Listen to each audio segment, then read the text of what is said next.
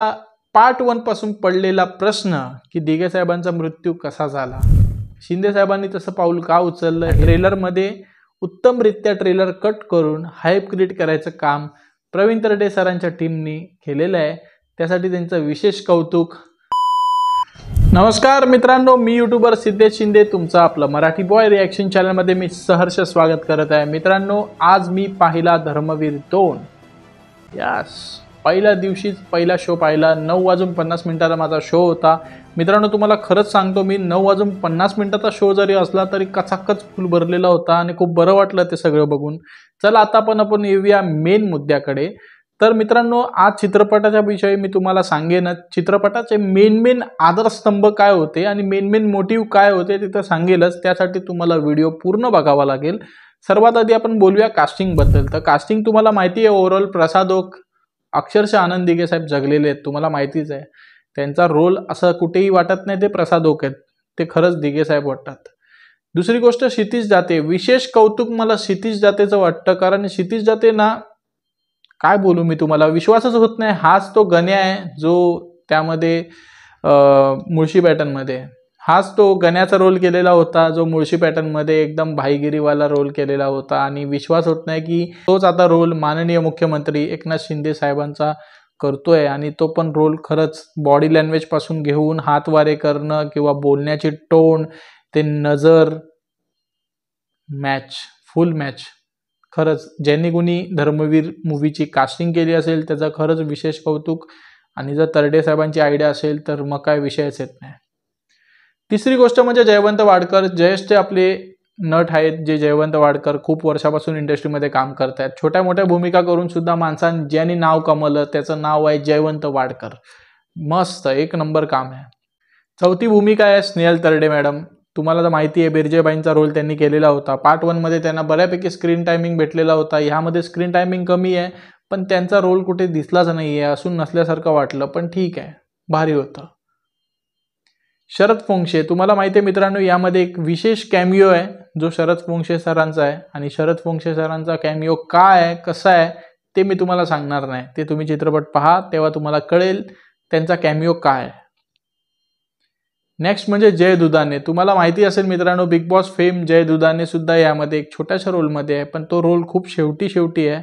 पण तो रोल असं वाटत होतं की यार तो रोल अजून एक्सटेंड झाला असता तर भारी वाटलं असतं. नेक्स्ट रोल आहे मित्रांनो श्वेता शिंदेचा, जे माननीय मुख्यमंत्री एकनाथ शिंदे साहेबांची पत्नीचा रोल करतात. लता शिंदे यांचा ते रोल करतात.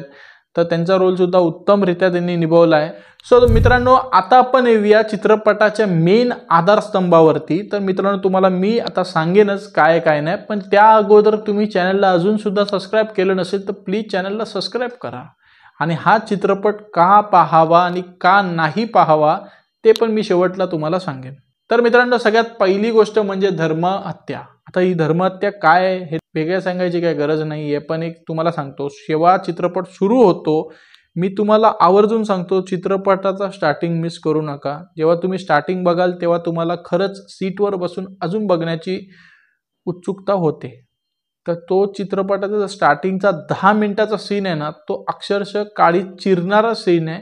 कारण ह्याच सीनबद्दल आपण खूप ऐकून होतो पॅन्डेमिकमध्ये की असं कुठेतरी घडलंय, ही गोष्ट अशी घडली, पण ती ओव्हरऑल कशी होती, प्रसंग कसा होता ह्याची कधी कल्पना पण आपण केली नसेल. आणि तो प्रसंग ह्यामध्ये दाखवण्यात प्रवीण विठ्ठल तरडे यशस्वी झालेले आहेत. आणि तो प्रसंग खरंच खूपच डेंजर होता, भीषण होता.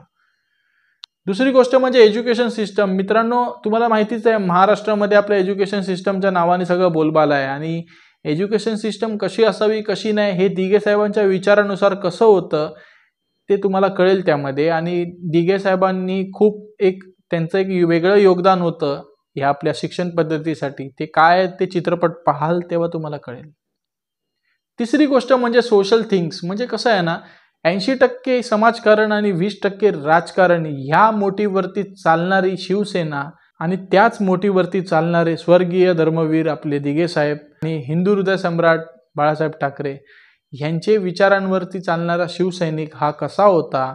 आणि कधीही कार्यकर्ता घरात नाही तर दारात दिसला पाहिजे समाजासाठी, आपल्या सेवेसाठी. याचं उत्तम उदाहरण दिघे साहेबांनी त्यामध्ये दिलेलंच आहे. तुम्ही पाहाल तेव्हा तुम्हाला कळेल. धर्मांतरणचा एक दुसरा अजून एक मुद्दा होता, जे धर्मांतरण तुम्हाला माहितीच आहे, आजकाल लय लपाछुपी करून धर्मांतरण केलं जातं, खूप खूप म्हणजे भयंकर पद्धतीची आहे. तर आपलं हिंदुत्व नेमकं काय आहे, आपला धर्म कसा आहे आणि दुसऱ्यांचा धर्म कसा आहे, याच्याबद्दल खूप उत्तमरित्या मांडलेली गोष्ट आहे. ते दिघे साहेब तुम्हाला सांगतीलच, त्यासाठी तुम्हाला चित्रपट पाहायला लागेल. कला. आता काय होतं ना, जेव्हा 2022ला हा चित्रपट आला आणि त्यानंतर खूप साऱ्या गोष्टी घडल्या, खूप नंतर नाट्यक्रम झाला, त्यानंतर मे मध्ये हा चित्रपट आला, नंतर जून जुलैमध्ये खूप वेगळंच नाटक घडलं. तर खूप लोकांनी बोलले की याची स्क्रिप्ट ऑलरेडी तयार होती किंवा काय. कसं आहे ना, कलेला कलेनुसारच बघावं लागतं. त्यामध्ये राजकारण घुसवलात ना तर ती कला राहत नाही. आणि ह्याचं छान असं शिक्षण आपल्याला चित्रपटामध्ये पण भेटणार आहे. फार नाही, एक 3 ते 4 मिनिटाचा रोल आहे, पण उत्तम आहे, तुम्ही बघा. मित्रांनो, सगळ्यात डेंजर काळ होता जो आपला 2020 मध्ये आलेला पॅन्डेमिक. आणि पॅन्डेमिकमध्ये आलेल्या काळाला पण कसं तोड दिलेलं होतं आपल्या सरकारने आणि आपल्या शिंदे साहेबांनी, ते पण का आणि कसं. आणि तिथे सुद्धा दिघे साहेबांचा सुद्धा पाठीवर हात होता. ते कसं, ते तुम्ही चित्रपट पहा तेव्हा तुम्हाला कळेल. मित्रांनो, आता गोष्ट आली निष्ठा. आता निष्ठा काय असते त्याच्याबद्दल काय सांगावं, कारण आता काय होतं ना, मी अराजकीय बोलतोय, हे तुम्हाला मी सांगू इच्छितो. बट मी चित्रपटाला अनुसरून सगळ्या गोष्टी बोलतोय की निष्ठा काय असते ना, ह्याबद्दल उत्तम दाखवलेलं आहे. ती निष्ठा का असावी आणि कशी असावी आणि कशासाठी असावी ह्याबद्दल पण दाखवलेलं आहे. आणि कधीतरी वाटतं आपल्याला की लोक गद्दार झाले, पण ते त्या गद्दार होण्याच्या मागे वेगळं कारण असतं. ते कारण काय आहे ह्या चित्रपटामध्ये ते उत्तमरित्या दाखवलेलं आहे. प्रेस्टीज किती महत्वाचं आहे. प्रत्येक माणसाला आपलं प्रेस्टीज खूप महत्वाचं असतं. आणि जेव्हा कधीतरी आपल्या प्रेस्टीजवर घावा घातला जातो ना, तेव्हा आपल्याला आपलं अस्तित्व दिसतं. आपण स्वतःला आरशात किंवा पाण्यात पाहू लागतो. तर त्याच्याबद्दल पण ह्यात दाखवलं गेलेलं आहे. तुम्हाला अर्थात आता कळलं असेल मी कुणाबद्दल बोलतोय, की का असं पाऊल उचलावं लागलं, त्याच्याबद्दल सगळं दाखवलेलं आहे. हा चित्रपट तुम्ही पाहावा.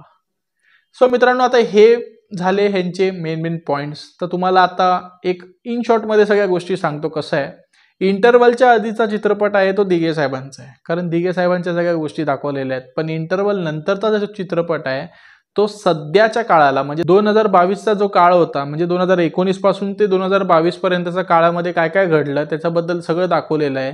कसं शिंदे साहेबांवरती प्रेशर होतं, शिंदे साहेबांवरती किती मोठी जबाबदारी होती, शिंदे साहेबांना किती प्रेशर होतं त्या गोष्टींचं, त्यांच्या सहकाऱ्यांचं म्हणणं काय होतं, तिथून वरून सिस्टमचा दबाव कसा होता, या सगळ्या गोष्टी त्यामध्ये दाखवल्या गेल्या. तेव्हा पावला पावलांना पण दिघे साहेबांची साथ त्यांना कशी होती आणि तशा गोष्टींना पण दिघे साहेबांची साथ त्यांना कशी लाभली ह्याच्याबद्दल चित्रपटात दाखवलेलं गेलेलं आहे.